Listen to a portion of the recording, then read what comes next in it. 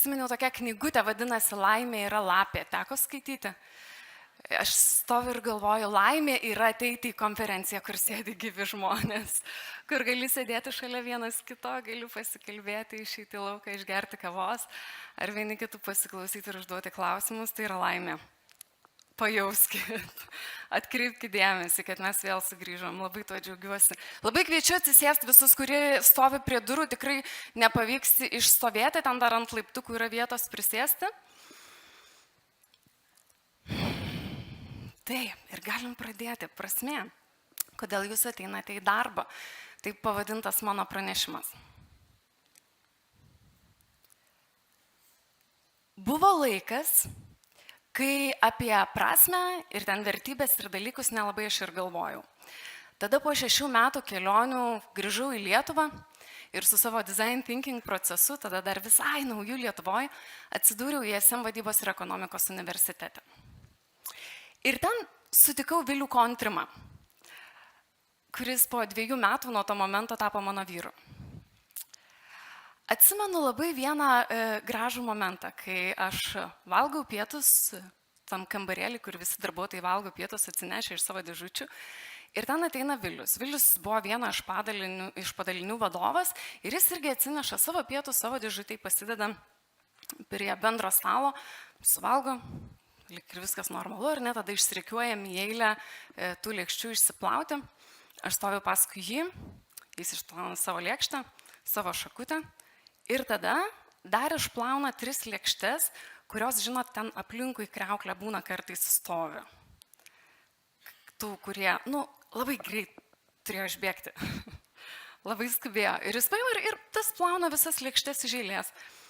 Aš sakau, ką tu darai? Kodėl tu jas plauni, čia jie paliko?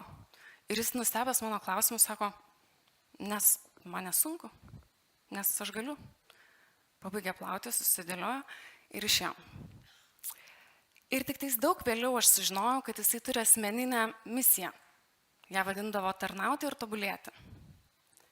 Ir aš tada supratau, kad kai tu išplauni kito žmogaus lėkštę, tai yra ne apie juos, tai yra apie tave. Kuo tu tampi, padarydamas pasirinkimus pačiose smulkiausiose situacijose savo gyvenime. Kuo mes tampame, kai pasirenkame tą padaryti. Bet apie tai aš dar kalbėsiu savo pranešimo gale. Dabar noriu iš pradžių. O kas atsitinka, kad mums apskritai reikia eiti į konferencijas ir motyvuotis iš naujo? Kur mūsų motyvacija pabėga? Kas čia nutinka? Ir, žinot, aš mokymuose dirbu virš 10 metų ir design thinkingas mano duona yra, mes kompanijomis pasimėm tikrą jų problemą, kažkurią, kurią jūs turėtumėt savo versle. Ir keliaujam per ją ieškodami atsakymų, naujų sprendimų. Ir viena iš istorijų buvo, kai mes su kompanija dirbam, sakom, o kaip motyvuotis pandemijos metu. Kai sėdim prie kompų, kalbamės tik per tuos mažus ekraniukus, kartais net ir juodus. Kaip motyvuotis ten, ar ne? Ir visi galvoja idėjas, kaip čia mano komandas motyvuotis ir taip toliau. Ir mes ten dirbam, ieškom pagal visą procesą. Ir vienu momentu viena dalyvė pratrūksta ir ačiū Dievui. Ir jinai sako, niekas neveikia. Mes viską išbandėm. Indre, mes viską iš šitų dalykų išbandėm. Gauna jie gerus atlyginimus, gauna bonusus, gauna iPadus, gauna darbostogas, gauna bilietus į kiną, niekas jų jau nebemotyvuoja. Ir aš tada išgirdusi visas tas išorinio skatinimo priemonės, kurias mes taikome su darbuotojais, sakau, o jūs kalbėjote apie vidinę žmonių motyvaciją? Kodėl jūs ateinate į darbą? Ir tada atsakymas buvo, ne, apie tą dalį nekalbėjom. Kai mes žmonėms duodam prizus už tai, kad dirb geriau, atsitinka tas, kad aš jau ir taip dirbu geriau. Lygtais mes bandytumėm nupirkti, daryk dar daugiau, aš jau ir taip darau daugiau. Tas užmotyvavimas ir užnorinimas ateinantis iš išorės, sako, mums būk geresnis, kada aš viduje gal jaučiuosi, kad aš darau viską geriausiai, ką galiu padaryti. Ir kai mes šypsomės ten, kur jau daugiau nebejuokinga, nes aš pervargęs, motyvacija tampa toksiška. Tada man įmonė sako, Indrė, o tu gali kaip nors juos įkvėpti ir užmotivuoti, tik tais žodžio motivacija tai neminėk. Motivacija, ne, šito žodžio nereikia. Atsimenat seną gerą istoriją apie žmogų, kurio klausė, ką tu čia veiki, ir jis sako, mūriju plytas, o tada jo kolegos paklausė, kokią tu veiki. Jis sako, aš mūriju katedrą. Ir tai buvo tokia klasikinė motivacijos istorija, kurią mes ilgą laiką turėjom. Man atrodo, kad šiandien katedrų arba dangoraižių, kuriuos mes statome, yra labai daug. Ir dar įdomesnis klausimas, kuris išbėga į aikštelę, yra, o kuo aš tampu tam procese, statydama savo dangoraižį? Kuo aš tampu tame procese, kai statau savo dangoraižį? Aš noriu, kad jūs į šitą klausimą atsakytumėt savo asmeniškai. Ir tada, susiradę žmogų, kolegą iš kairės arba iš dešinės, pasidalintumėt 2 sakiniais. Pirmas sakinys, šitame procese aš tampu ir atraskit naują dalyką, naują išmintį, kuo jūs tampate darydami tą, ką darote. Ir galite, jeigu šitą labai sunku sugalvoti, pasakykite, o kuo aš didžiuojuosi, būdamas šitame darbe, kuriame esu. Galime pradėti 2 sakiniai. Žmogui dešinėje arba kairėje, suraskite. Gali būti ir priekyje arba gale, kas neranda kairėje ir dešinėje.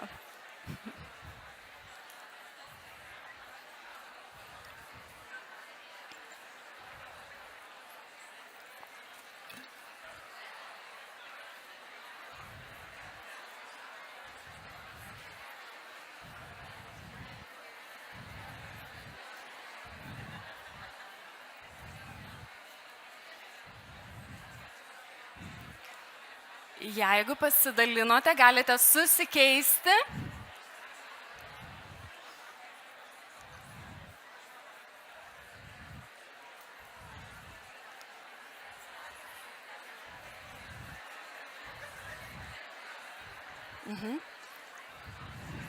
Ačiū.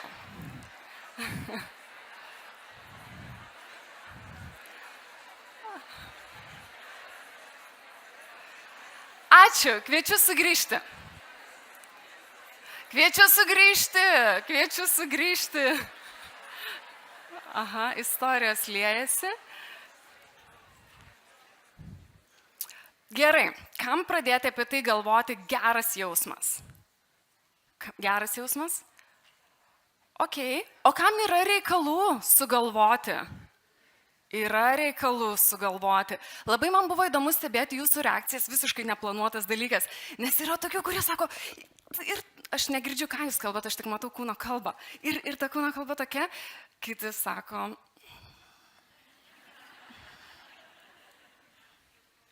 kad tik nieks neužkalbintų ir nepaklaustų to klausimo. Tai aš suprantu, kad nelengvai tokį klausimą atsakinėti auditorijoje, kur sėdi keli šimtai žmonių. Tai yra labai drąsus klausimas, bet patys savo užduokite klausimą namuose ir nemeluokit. Ten slepiasi mūsų motivacija. Kuo aš tampu kiekvieną dieną darydamas tą, ką aš darau. Gerai, keliaujam toliau. Čia buvo pirmas gabalėlis apie mūsų ne išorinį skatinimą, o vidinę motivaciją, kur mes jos galime ieškoti.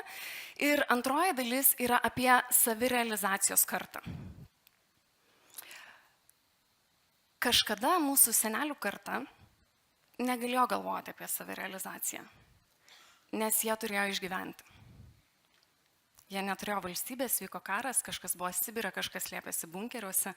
Jų užduotis buvo išgyventi.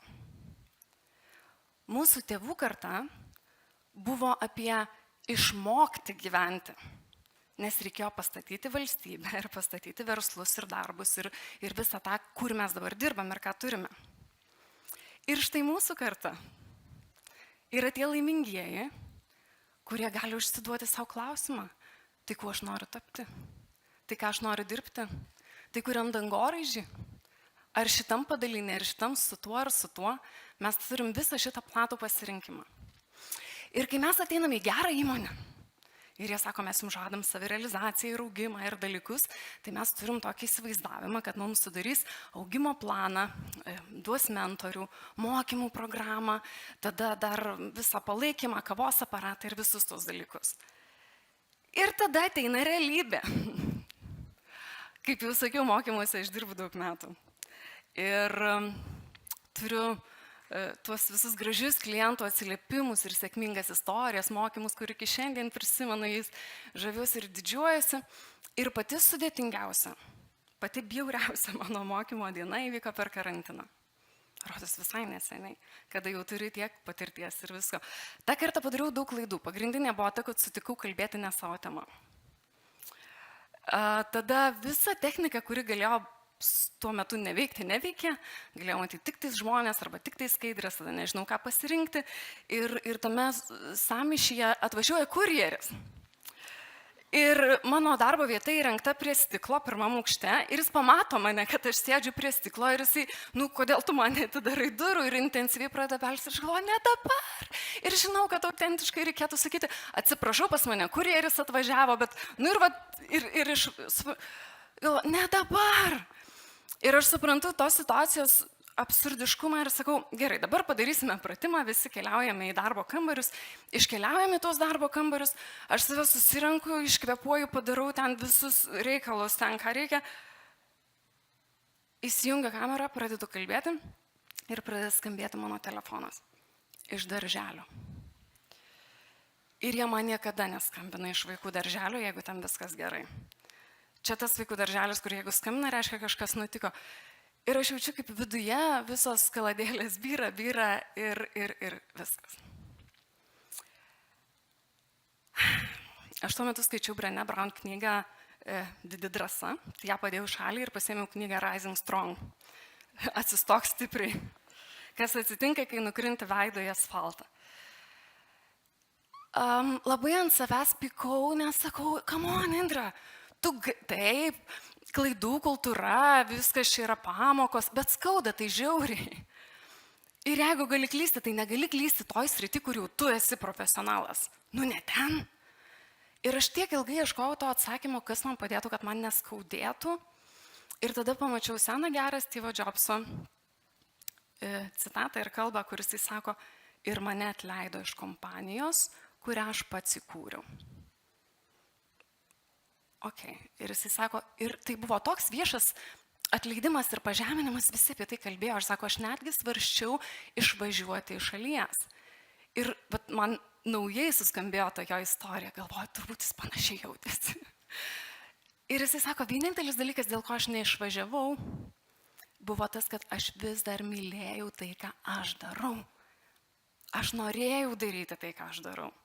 Ir aš galvoju, šitas. Čia yra mano prasmė, čia yra mano savirealizacija, šitas dalykas, aš noriu tai daryti ir toliau. Ir tada iš tikrųjų supratau, kad tie didžiausi nupuolimai, ir net netokie, kur man pasirodė, kad nukritau, kur iš tikrųjų nukritau, jie tampa dalimi mūsų meistriškumo, kai tu jau ir per tokį kalnelį gali pravažiuoti, ir per tokį, per visus, tu jau turi daug patirties, o kaip dar gali būti ir kaip būna. Ir ta mūsų iliuzija savirealizacijos darbe, kad mes turėsim mokymų planą ir lipsim ten tais rateliais, mes turim savo paskirtį, taip kaip aš dabar kalbu apie savo, ir turim savo tikslą. Ir mūsų paskirtis visą laiką ieško kelio į tą tikslą, truputį nukrypdama į vieną pusę ar į kitą, labai nuklystam, tai visada sugrąžina mus labai greitai, sako, čia turi eiti, mes jaučiam, čia turi eiti. Ir ta kelionė niekada nevyksta tiesia linija. Kas buvo mano mokymuose, šitą gerai išmoksta. Kelionė niekada nevyksta tiesia linija. Mes visą laiką turim tuos vingius. Kodėl dabar tai sakau? Todėl, kad ta sudėtinga situacija jūsų darbe, per kurią jūs šiandien einat, moko jūs tapti stipresniais. Tas kolega, kuris jūs šiandien žiauriai erzina, moko jūs pamatyti gerąsias jo savybės ir empatijos. Tai, kad su tuo kitu neįmanoma susišnekėti, jis moko komunikacijos. Jūs esate tiksliai toj vietoj, kurio turit būti, ir tos situacijos ir žmonės, kurie yra aplink mus, yra patys geriausi mūsų mokytojai šiandien. Ir čia ir yra mūsų savirealizacijos ir augimo kelias, per kurį mes einam kiekvieną dieną. Ar suplauti tą lėkštę? Ką jūs pasirenkat savo augimui? Dabar pagalvokit apie situaciją, kuri šiandien jūs erzina arba pykdo. Ir pasidalinkit su kolega ne pačia situacija, bet antrų sakiniu. Ko šiandien tai mane moko? Pagalvokit minutėlę. Šita situacija, kuri šiandien mane taip erzina, tas kolega, su kuriuo neįmanoma susikalbėti, ko tai jūs asmeniškai moko? Ne apie tai, kas vyksta, o apie mane. Ir pasidalinkit su žmogum, kuris šalia.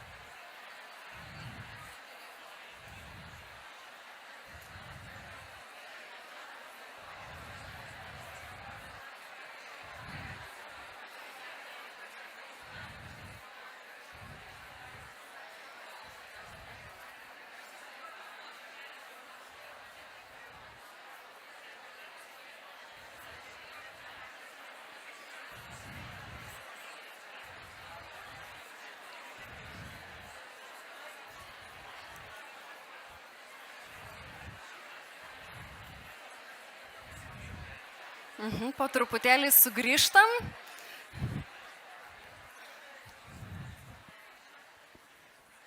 Rezultatai panašus, yra kas labai džiaugsmingi savo pamokoms ir yra kas, sako, jėtų. Ar galit pagarsinti man tokių atskirų žodžių, apie ką pamokos? Apie kantrybę, apie bendradarbiavimą. Susiplauti indus po savęs, gera šitą. Daryti įtaką, pamoka daryti įtaką, taip. Kas dar? Empatija, nauji sprendimai. Įsivaizduojat? Ir tai yra žodžiai, kuriuos mes gavome iš situacijų, kurios žiauriai erzina, nervina, ar ne? Kartais mums sunku surasti sprendimą. Sako, aš išmokau, kad visi yra durni. Situacija, ko mane moko, yra, žodžiu, visą laiką yra pamoka. Kiekvienoje situacijoje yra, žinot, perspektyvos. Mes galime ją žiūrėti iš priekio, iš galo, iš kairės, iš dešinės, iš viršaus ir tik tais apžiūrėję visas perspektyvas tikrai galim surasti, o tai ko šitoje vietoje aš galiu pasiimti ir išmokti. Kartais mes išmokstam, o kaip nereikia daryti. Ir tai irgi yra pamoka. Kai mes išmokstam matyti pamokas visose situacijose, visuose santykiuose, kiekviename santykyje, be kaltinimo, be smerkimo, be pagiežos, nes tai yra jausmai, kuriuos mes savo viduje verdam, ne jų. Tada atsiranda visiškai nauja kokybė, kurioje esame. Ir tas be kaltinimo labai noriu pasidalinti tą istoriją iš savo sūnaus mokyklos. Nuostabi mokykla. Istorija įvyko gal 3 klasiai. Vienas vaikas sugalvojo tokią labai gerą strategiją. Pamokas gali ruošti mokykloje arba namuose. Ir jisai sugalvojo, kad mokykloje tu pasakai, kad pamokas ruoši namuose. O namuose mamai pasakai, kad viską paruošiai. Bėda ta, kad mokykloje maždaug per 3 savaitės šita strategija buvo išrišta, nes iš karto pasirodė rezultatuose. Ir mokytoja kviečiasi į mokyklą mokinį su mama. Man draugė pasakoja. Sako, nueinam, o gėda, galvoju, kaip aš čia dabar pasisakysiu. Ir mokytoja pasisodina juos abu ir sako, Tomai, mes su tavim norim susitarti, kurias dienas tu konkrečiai pamokas ruoši mokykloje, o kurias dienas tu pamokas ruoši namuose. Ir buvo priimtas susitarimas, kad antradienį, trečiadienį ir ketvirtadienį pamokas ruošia mokykloje, o pirmadienį ir penktadienį namuose. Ir mokytoja sako, ačiū Tomai už susitarimą, susimatysime rytoj. Iki.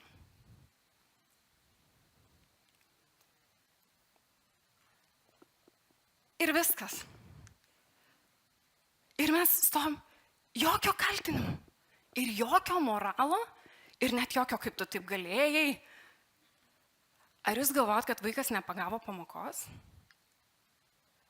Ir kaip mums lengva kitą sakyti, tu čia taip pasielgi ir taip pasielgi ir taip. Ir kai gera, kai mūsų nekaltina. Bet supranta, kad visi mes kartais ieškam būdo, kaip geriau išgyventi ir kaip čia pasilengvinti savo gyvenimą. Ir pamoką gavo visi. Tiesiog mes iš to seniai mumyse gyvenančio sovietiškumo esame įpratę bausti, kaltinti, gėdinti, nors tai yra visiškai nereikalingi dalykai, kuriuos mes galim atsinešti ir į santykius su kitais žmonėm. Ar tai lengva? Ne. Ar mes galim padaryti sunkius dalykus? Galim. Tai tiek apie savirealizaciją ir augimą be kaltinimo, kaip viskame matom pamoką savo. Trečia dalis. Verslas kaip žmonių savirealizacijos sistema.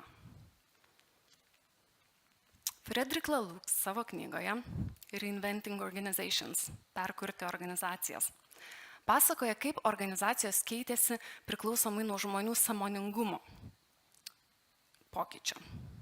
Ir jisai sako, kad kažkada seniai organizacijos buvo valdomos mafijos tipo principu. Kai valdo stipriausias, jisai pasako, kam ką daryti ir kam ko nedaryti, ir jo visi bijo. Taip veikia mafija, ar ne?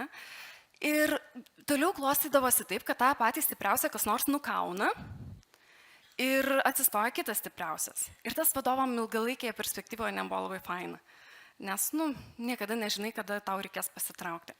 Tada organizacija evoliucionavo ir jinai iševoliucionavo į armijos tipo organizaciją. Armijoje tavęs taip lengvai pakeisti jau nebegali, tu esi išrinktas, struktūra labai didelė, turi ilgalaikę perspektyvą, bet nelanksti. Ir todėl organizacija vėl toliau evoliucionavo ir iševoliucionavo į mašiną. Taip kaip mes dabar dažniausiai atpažįstame labai didelės korporacijas. Ten pagrindinis variklis yra atlygis ir bonusai. Mes turim sudėliotus tikslus, čia šitoje organizacijoje jau darbai paskirstomi pagal kompetencijas, jau labai gerai. Ir mes netgi turim vertybės, tik jos dažnai yra pakabintos ant sienų ir ne visi jas moka atmintinai. Čia yra mašinos tipo organizacija. Tada mašinos tipo organizacija evoliucionavo ir iševoliucionavo į šeimos tipo organizacijas, kurie sako, taip, tikslai yra labai svarbu, rezultatą pasiekti yra labai svarbu, bet vertybės mes nenorim, kad tik kabėtų ant sienų. Mums svarbu, o kaip mes savo rezultatą pasieksim, kokiais būdais. Ir man pradeda rūpėti, kad aš savo vertybėm ne tik tikslo siekčiau, bet dar ir su savo kolegom aplink save bendraučiau. Ir čia dar ne pabaiga. Toliau organizacija evoliucionuoja į gyvą organizmą. Gyvas organizmas yra toks organizacijos tipas, kai pačiame viršuje atsiranda prasmė. Kodėl mes čia susirinkom? Ką mes veikiam kartu? Kai ta struktūra, kur vadovauja kažkas ir sako, ką kitiems daryti, nueina ir struktūra pasidaro plokščia, kur aš žinau, ką aš darau. Ir kaip labai gražiai pristatant pranešimą pasidalino, kai aš žinau, ką aš turiu daryti ir turiu visišką prasmę tą daryti, darau tą geriausiai kaip galiu. Ir kai kiekvienas organizacijai tą daro, tada tai veikia ir pasaulyje yra organizacijų, kurios veikia šito principu, dabar aš tokias jau matau ir Lietuvoje, kuo labai džiaugiuosi. Ar jūsų organizacijos tikslas yra, toks geras tikslas, tas, dėl kurio žmonės ateitų ir darytų, yra 3 klausimai, kaip galima tą pasitikrinti. Tai kiekvieną savo atsakykite dabar, nereiks dalintis, pabandykite savo atsakyti. Pirmas klausimas. Jeigu jūs nenaudotumėt jokios reklamos, jokio marketingo, jokio PR ir lobizmo, ar jūsų produktas ir paslauga vis dar būtų žmonėms reikalingas? Pavyzdžiui, saldūs gėrimai su daug cukraus ir gal net kofeino, jeigu jie neturėtų galimybės eiti ir sakyti, mes skanūs ir reikalingi jums ir padarysime jūs laimingais, ar vis dar žmogus to ieškotų? Antras klausimas. Jeigu jūsų klientas matytų visą procesą, kaip buvo pagamintas jūsų produktas arba paslauga, kiek buvo sunaudota plastiko, kiek žmonės dirbo valandų, kokioje atmosferoje dirbo, jeigu visą tą matytų, ar vis dar norėtų būti jūsų klientai? Trečias klausimas yra, jeigu jūsų klientas pamatytų 5 minučių filmuką apie visą jūsų produkto ar paslaugos poveikį pasauliui. Kiek tai yra, kažkam atrodo labai juokinga, kiek tai yra paveiko, ar ne, ir ekologinė prasme, ir žmonių prasme, visuma. Aš žinau, kad daugybė įmonių gali šiandien sakyti, velnias, blogai. Nes natūralu, mes taip vystėmės ar ne ir esam, kur esam. Ir visas įdomumas čia, kad mes neturim sakyti, va dabar mes nutraukiam veiklą, nes mūsų produkte per daug cukraus ir nuo rytojaus auginsim agurkus. Suprantam, kad tai yra netvaru ir nesuveiks. Bet atsinešti tą klausimą į gyvą organizmą kaip organizaciją, pasidėti ant stalo ir sakyti, žiūrėkit, mes norim turėti daugiau prasmės. Mes norim, kad mūsų visa organizacija būtų tokia, kur aš matau prasmę ir galiu dėl jos dirbti ir aukotis ir skirti save. Ir čia galima mažai žingsniais keisti, o į kurią kryptį mes norime eiti. Jeigu tu šiandien nežinai, kuo tu nori tapti, svarbu bent jau kryptis ir pirmas žingsnis. Ar jisai vyksta pagal vertybės, ar jis vyksta belekaip. Tiesiog aš apie tai net negalvojau ir neskiriu laiko apie tai pagalvoti. Kai mes kalbam apie gyvą organizmą, galim kalbėti apie žmogaus organizmą, ar ne? Visi mano organai, kaip ir jūsų, yra labai skirtingi, bet visi reikalingi.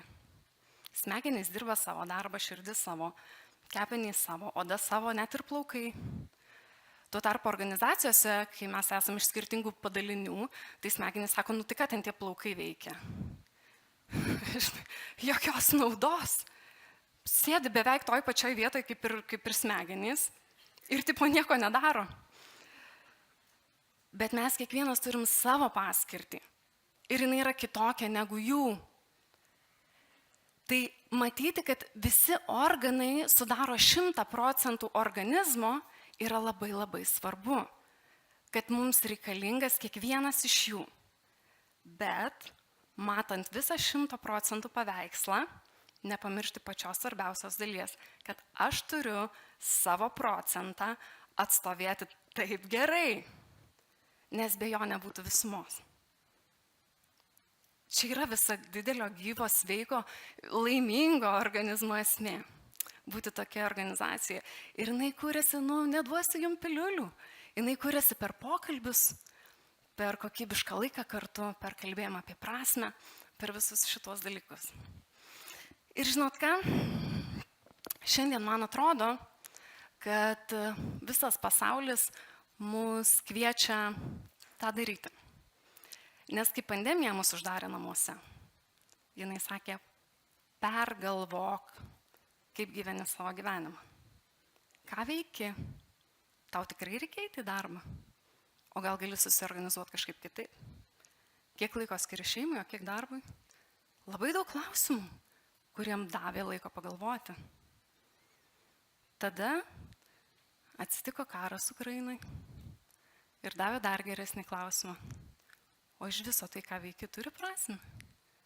Dar yra prasmė to eiti į darbą, kai pasaulyje vyksta tokie dalykai? Daugam kilo šitas klausimas. Ar yra prasmė? Tada mes apsukome ratą ir grįžome prie to, kad tai tik tais tai ir turi. Kiekvieną dieną daryti savo mažus darbelius tam, kad visas didelis organizmas veiktų. Mano kiekvienos dienos darbas ir sukuria visą didelį sveiką veikiantį pilną organizmą. O tada į tarptautinę areną mes atradome, pamatėme Vladimirą Zelenskį, kuris numestas į visiškai aukos poziciją, fiziškai ir psichologiškai ir literaliai, ir jisai pasakė, aš nepasiduosiu, aš einu kovoti tada, kada galėjau išskristi su šeima ir su pinigais, ne. Aš lieku čia, kur mano prasmė daryti tų dalykų, kuriuos aš turiu daryti. Ir kai mes kalbam apie prasmę, aš nuolat žmonėms užduodu klausimą, kuo tu nori tapti? kuo tu nori tapti, kuo tu tampi. Ir tada žiūri į Zelenskį ir galvoju, o tėvai, jisai visiškai negalvoja, kuo jisai nori tapti. Jisai ėjo daryti savo misiją. Jisai ėjo pagal savo paskirtį daryti tą, ką jisai turi daryti. Ir tai darydamas tapo superherojum. Ir va čia mes neturim būti prezidentais. Ir neturim sulaukti kažkokių labai siaubingų aplinkybių. Klausimas, ar kiekvieną dieną aš einu daryti tiksliai to, ko turiu daryti. Ir kartais tas darimas yra toks labai paprastas. Tiesiog būti žmogum tam žmogui, kuris yra šalia. Vadovautis vertybėm ir daryti tą, ką tu turi daryti. Kuo tu nori tapti, o ką gali dėl kitų. Ar gali pasirinkti gerą žodį dėl kitų. Yra apie ką pagalvoti. Aš dabar paprašysiu savo draugo ten viršuje, dabar matau labai užsiėmęs, bet noriu paprašyti jungti muziką.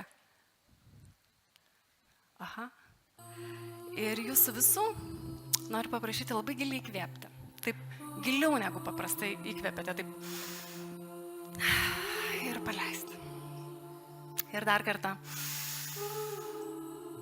Ir iškvėpti, nes už to išeina visas stresas. Tas, kurį mes ten sukaupėm, kalbėdami apie tos sudėtingus dalykus. Galite užsimerkti.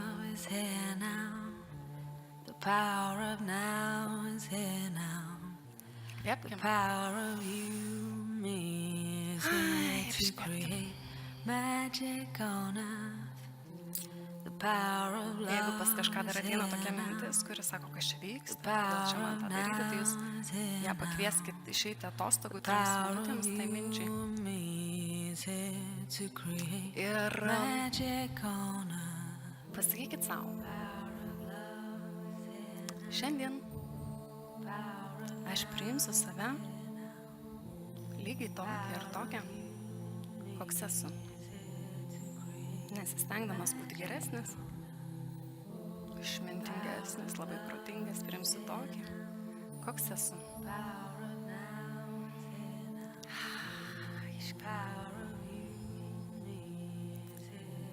Šiandien aš matysiu visus sudėtingus dalykus, kuriuos praėjau. Ir matysiu, kaip stipriai aš per juos praėjau. Ir kiek drąsos turėjau. Todėl šiandien esu čia.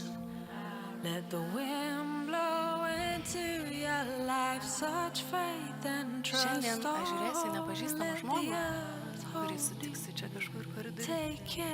Ir matysiu, kad jis tiesiog nori būti saugus. Visai kaip ir aš. Aš žiūrėsiu tą žmogų ir matysiu, kad jis nori būti reikalingas ir svarbus. Visai kaip ir aš. Aš žiūrėsiu tą žmogų ir matysiu, kad jis nori būti laimingas. Visai kaip ir aš.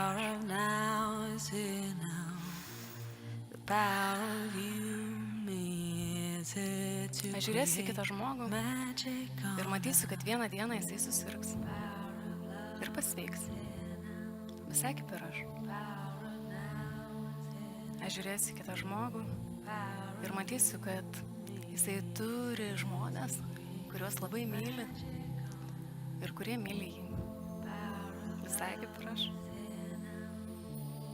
Aš žiūrėsiu kitą žmogų, žinosiu, kad vieną dieną jis numirs. Visai kaip ir aš. Ir dabar prieš save aš matysiu nepažįstamą žmogų, o gyvą sielą. Visai tokia, kaip ir aš.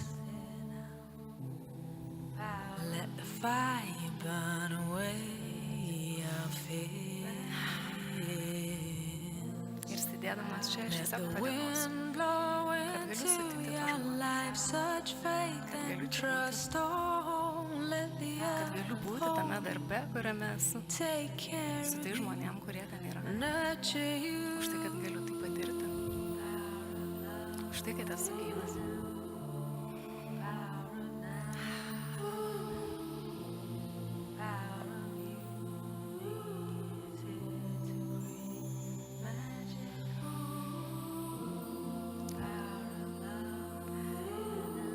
Sugrįžkite po truputėlį.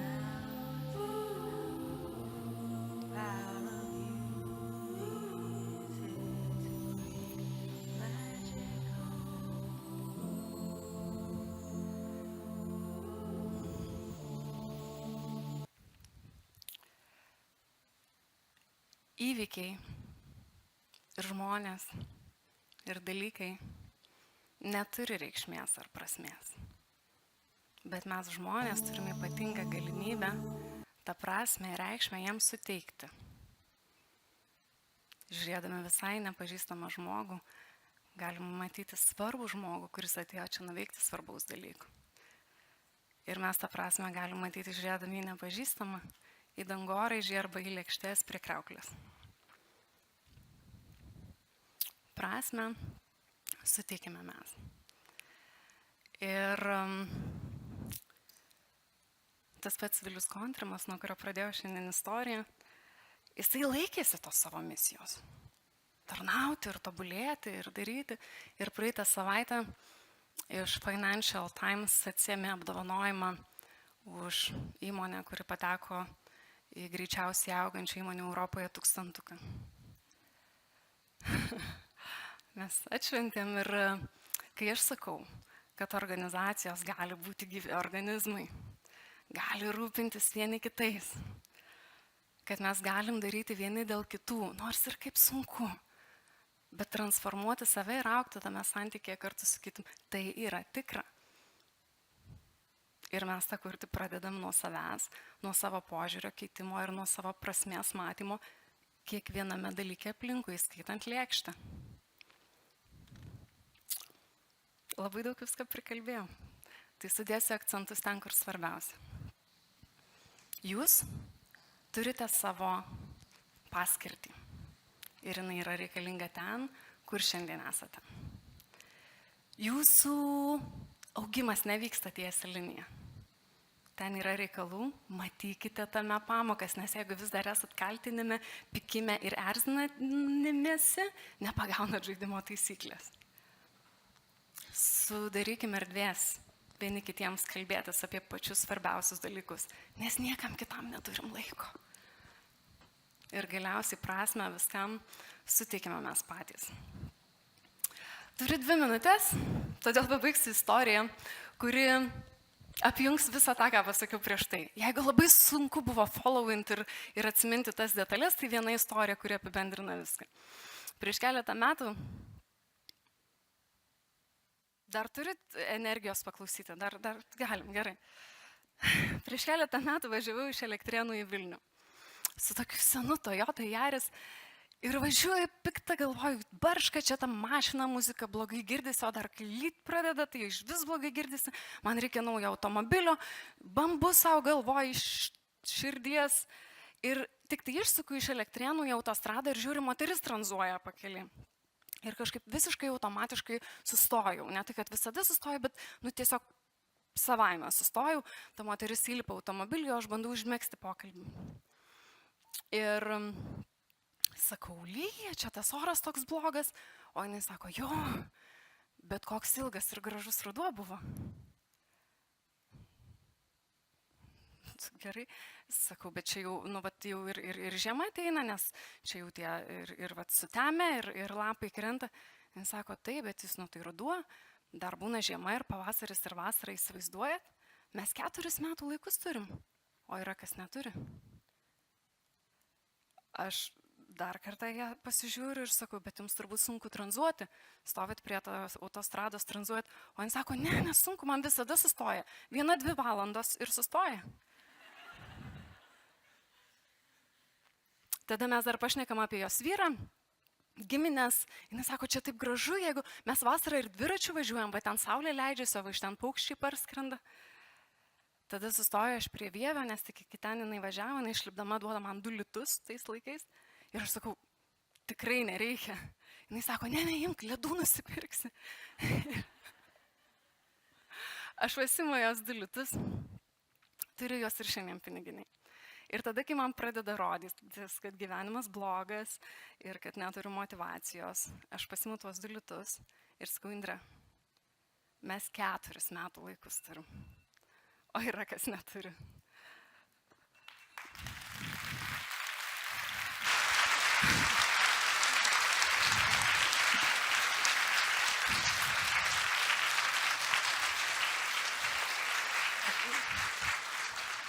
Tai dėkui, Indrė. Aš dar pabaigsiu sakinį vieną gerą.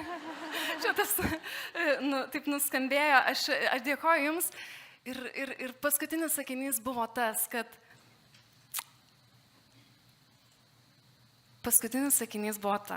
kad patys laimingiausi žmonės neturi pačių geriausių dalykų. Patys laimingiausi žmonės, bet kuriuose dalykuose, kuriuose turi, suteikia tam reikalingą prasme. Ir apie tai visa ta istorija. Tai dėkoju dar kartą.